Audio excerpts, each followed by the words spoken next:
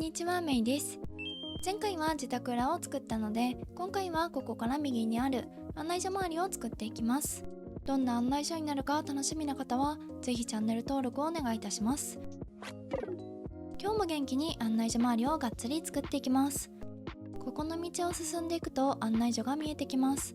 今回の動画は崖を作る、マイデザインを敷く、家具を置くといういつも通りの内容となっています。作る範囲としては南の砂浜から案内所裏まで、マップで言うとこの辺りですね。かなり広い範囲なので覚悟して挑んでいきます。まずは道を拡張していきます。案内所は横12マスなので12マス以上の崖を作ります。2段目を作れば複雑な地形の街になると思っていますが、街づくりは割と初心者なのでまっすぐな崖を作りがちです。街っぽいアイテムを使いこなせるようになりたいと願いを込めて崖作りに挑んでいます。こんな感じになりました。1段目と一体化しててどこに崖があるのか謎ですね。案内所の扉と一直線になるように石の階段を設置していきます。ど真ん中ストレートの位置です。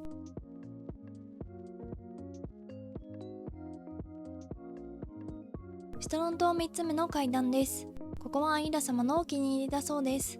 なぜお気に入りなのか教えてほしいですね。ちょっと案内所が騒がしいですが厳かな雰囲気でマイデザインを貼っていきます。石の階段からまっすぐになるように道路を敷いて案内所側は草を生やします。草の手前側はソイルを作っていきます。マイデザインを貼る作業は意外と慎重さが必要ですからね。まっすぐ敷いたつもりでも斜めに貼ってしまったり、他のマイデザインを上書きしてしまったり、酔っ払いの手元並みに手元が危ういですね。今日も本物の皮は彫りません。案内所から階段まで3マス、階段から崖まで3マスとなっています。どんどんマイデザインを敷いていきます。前に作った道路と同じ作りで作るので大幅にカットします。狭い道路というか通路なのでシンプルにしています。次はこの道路の南側にマイデザインを敷いていきます。エントランスで作ったぬいぐるみの家周りの右側ですね。こちらはソイルを拡張していきます。この場所は何かの入り口とくつろげそうな小さなスペースを作ります。そのための下準備ですね。2段目側はレンガを多めにしています。何かの入り口になるところは草を生やします。ソイルと草地はうまくつながらないので木を挟んでちょっとでも違和感をなくせるように、隅のパーツをダウンロードしたらいいのですが手持ちの枠に余裕がない関係でダウンロードできずにいます。ソイルを挟んでいるので謎の入り口はボートでしか行けない場所風にしています。なんとかジャンプで飛び越えられそうですけどね。次は案内所の左側に大きめの道路を作っていきます。まずは大きな道路の歩道を作っていきます。歩道はレンガですね。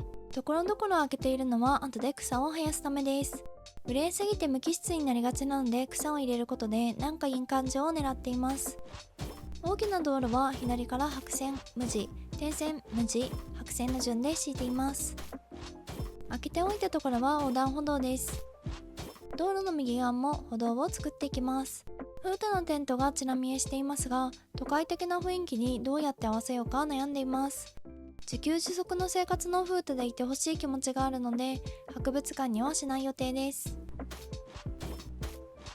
こんな感じで道路が敷けました。ちびっこ住民が道路に飛び出さないか心配なレイアウトです。ようやくした準備が終わったので飾り付けをしていきます。最初は道路の南側、案内所の前、道路の順番でレイアウトしていきます。シンプルなパネルを3枚マイデザインリメイクしたものを飾っていき、その前にお城の門を立てます。謎の入り口ですね。何屋さんでもなく何者でもない場所です。ゼルダの伝説とかだったら最初は何もないけどストーリーが進むと重要人物の拠点になったりしますね。ピクニックスペースを作ります。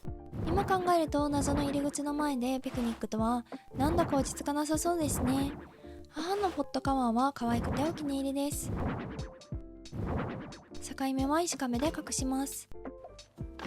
水面にアヒルを泳がせていきます。右側はほぼ未定なので割と適当に、Yデザインと木の間は草を生やして隠します。釣り竿を置いて釣りをしている風に。アヒルが泳ぎに来ましたね。謎の入り口とピクニックスペースの完成。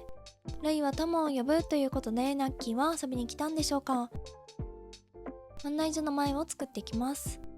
前回に続きで柵をつけ、無機質になりがちな場所を少しだけ変えます。花があるような街にしたいので草は欠かせません。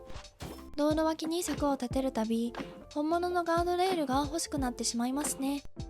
すれ違えない道路を突き進んできた軽自動車。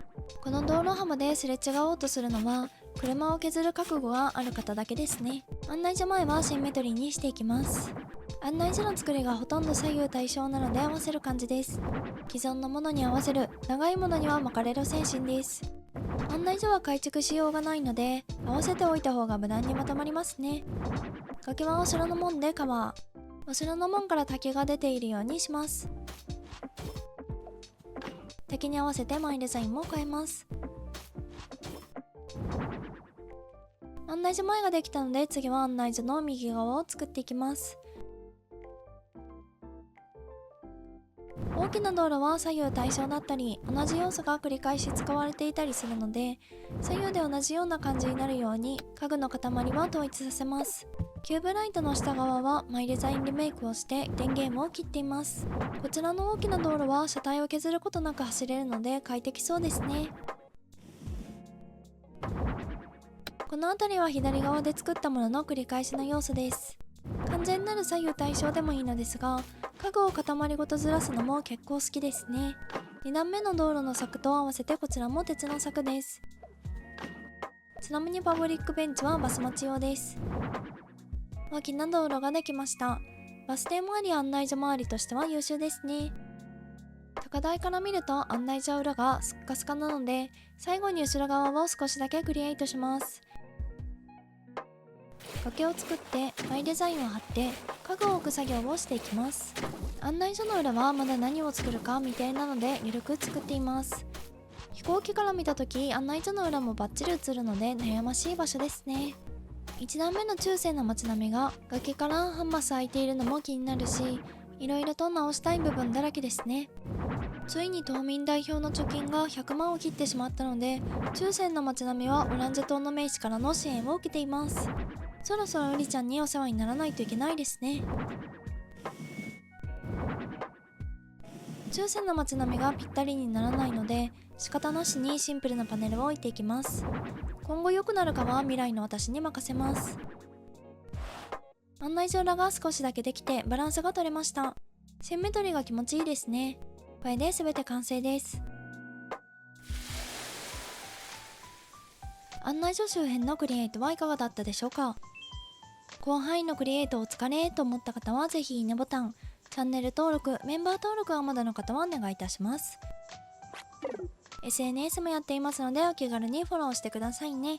最後までご視聴ありがとうございました。また次回の動画でお会いいたしましょう。